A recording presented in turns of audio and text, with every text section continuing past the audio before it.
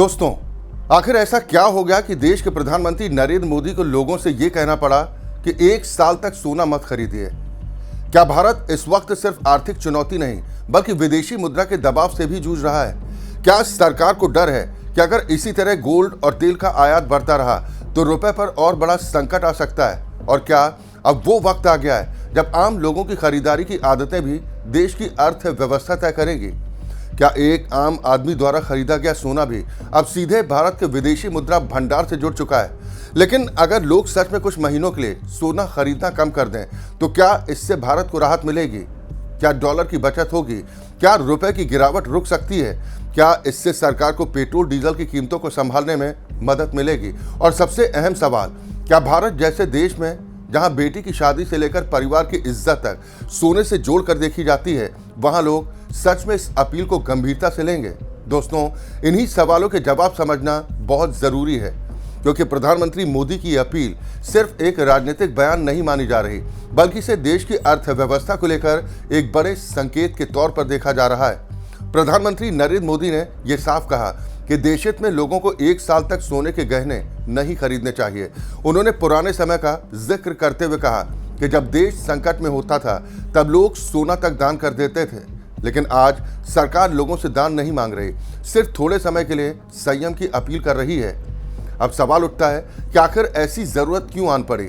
देखिए दोस्तों, भारत दुनिया में सबसे ज्यादा सोना खरीदने वाले देशों में शामिल है, लेकिन समस्या यह है कि भारत अपने इस्तेमाल का ज्यादातर गोल्ड विदेशों से मंगाता है। यानी हर बार जब भारत सोना खरीदता है तो उसके बदले देश से डॉलर बाहर जाता है। अब यहाँ पूरी तस्वीर समझिए। भारत सबसे ज्यादा पैसा 2 चीजों पर खर्च करता है, पहला तेल और दूसरा सोना। तेल इसलिए क्योंकि उससे देश की अर्थव्यवस्था चलती है, गाड़ियां चलती हैं, फैक्ट्रियां चलती हैं, ट्रांसपोर्ट चलता है। और सोना इसलिए क्योंकि भारत में सोना सिर्फ गहना नहीं बल्कि निवेश, परंपरा और सामाजिक प्रतिष्ठा का हिस्सा माना जाता है। लेकिन परेशानी तब शुरू होती है जब इन दोनों चीजों की कीमतें एक साथ बढ़ने लगती हैं। इस वक्त वही हो रहा है। मिडिल ईस्ट में तनाव बढ़ने के बाद अंतर्राष्ट्रीय बाजार में क्रूड ऑयल महंगा हो चुका है। अमेरिका और ईरान के बीच बढ़ते तनाव ने ऊर्जा बाजार को हिला कर रख दिया है और उसका असर भारत जैसे देशों पर भी पड़ा। अब सोचिए, अगर पहले भारत जिस तेल को 100 रुपए में खरीद रहा था वही अब 180 या 200 रुपए में मिलने लगा, तो जाहिर सी बात है कि सरकार को ज्यादा डॉलर खर्च करने पड़ेंगे। उधर गोल्ड के दाम भी लगातार नई ऊंचाइयां छू रहे हैं, यानी तेल पर भी ज्यादा डॉलर खर्च हो रहे हैं और सोने पर भी। और यहीं से सरकार की चिंता शुरू होती है। अब समझिए कि इसका असर रुपए पर कैसे पड़ता है। जब भारत ज्यादा डॉलर खर्च करता है तो बाजार में डॉलर की मांग बढ़ती है, और जब डॉलर की मांग बढ़ती है तो रुपया कमजोर होने लगता है। यानी अगर पहले $1 खरीदने के लिए 82 या 83 रुपए लगते थे और अब 95 रुपए तक देने पड़ रहे हैं, तो इसका मतलब साफ है कि भारत को वही सामान खरीदने के लिए अब पहले से ज्यादा पैसा देना पड़ रहा है। और इसका असर सिर्फ सरकार तक सीमित नहीं रहता। जब तेल महंगा होता है तो ट्रांसपोर्ट महंगा होता है, ट्रांसपोर्ट महंगा होता है तो हर चीज महंगी होने लगती है, दूध, सब्जियां, राशन, दवाइयां, सब कुछ।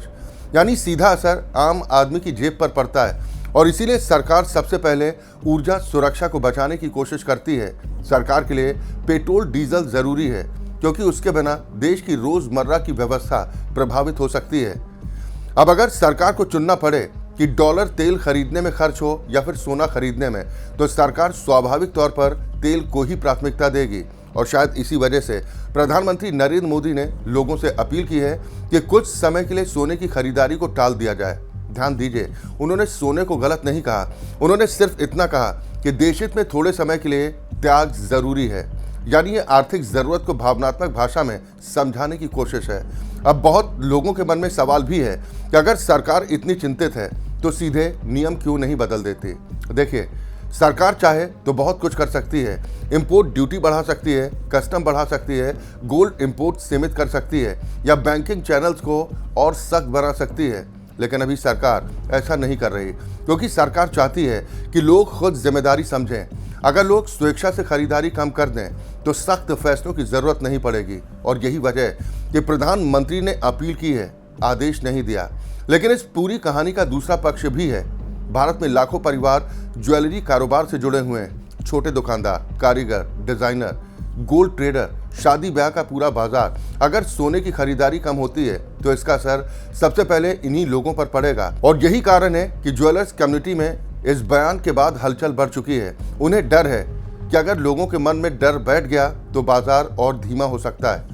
वैसे भी सोने के रिकॉर्ड दामों की वजह से आम ग्राहक पहले से ही कम खरीदारी कर रहे हैं। अब अगर प्रधानमंत्री खुद अपील कर रहे हैं तो उसका मनोवैज्ञानिक असर भी बाजार पर पड़ सकता है। हालांकि अभी तक सरकार की तरफ से कोई आधिकारिक प्रतिबंध या नया नियम सामने नहीं आया, लेकिन इतना जरूर है कि सरकार गोल्ड इंपोर्ट को लेकर गंभीर नजर आ रही है। अब सवाल यह है कि अगर लोग सच में सोना खरीदना कम कर दें तो फायदा क्या होगा। सबसे पहला असर ये होगा कि भारत का गोल्ड इंपोर्ट घट सकता है। इंपोर्ट घटेगा तो डॉलर की मांग कम होगी, डॉलर की मांग कम होगी तो रुपए पर दबाव कुछ कम पड़ सकता है। सरकार का विदेशी मुद्रा भंडार बच सकता है और सरकार को जरूरी चीजों खासतौर पर तेल खरीदने में राहत मिल सकती है, लेकिन इसके साथ नुकसान भी होंगे। ज्वेलरी बाजार धीमा पड़ेगा, रोजगार प्रभावित हो सकता है, छोटे कारोबारी मुश्किल में आ सकते हैं। यानी ये सिर्फ आर्थिक फैसला नहीं बल्कि सामाजिक असर वाला मुद्दा भी है। सबसे खास बात यह कि प्रधानमंत्री मोदी ने सिर्फ सोने की बात नहीं की, उन्होंने विदेशी यात्राएं कम करने, पेट्रोल डीजल बचाने, पब्लिक ट्रांसपोर्ट इस्तेमाल करने और लग्जरी खर्च कम करने की भी बात कही है। यानी उनका पूरा फोकस विदेशी मुद्रा बचाने पर है और यही इस अपील का असली संदेश भी माना जा रहा है। दोस्तों, भारत में सोना सिर्फ धातु नहीं है, ये भरोसा है, परंपरा है, परिवार की सुरक्षा का प्रतीक है और कई लोगों के लिए मुश्किल वक्त की बचत भी। इसलिए यह अपील कितनी सफल होगी इसका जवाब आने वाला समय देगा, लेकिन इतना जरूर है कि जब देश का प्रधानमंत्री सार्वजनिक मंच से लोगों से कहे कि कुछ समय तक सोना मत खरीदिए तो इसका मतलब है कि सरकार हालात को बेहद गंभीरता से देख रही है और शायद इसी वजह से इस अपील को देशभक्ति और जिम्मेदारी से जोड़कर पेश किया गया है। बाकी आप क्या सोचते हैं? क्या लोग सच में कुछ समय के लिए सोना खरीदना कम करेंगे या भारत में सोने का मोह कभी कम नहीं हो सकता? अपनी राय कमेंट में जरूर बताएं। नमस्कार।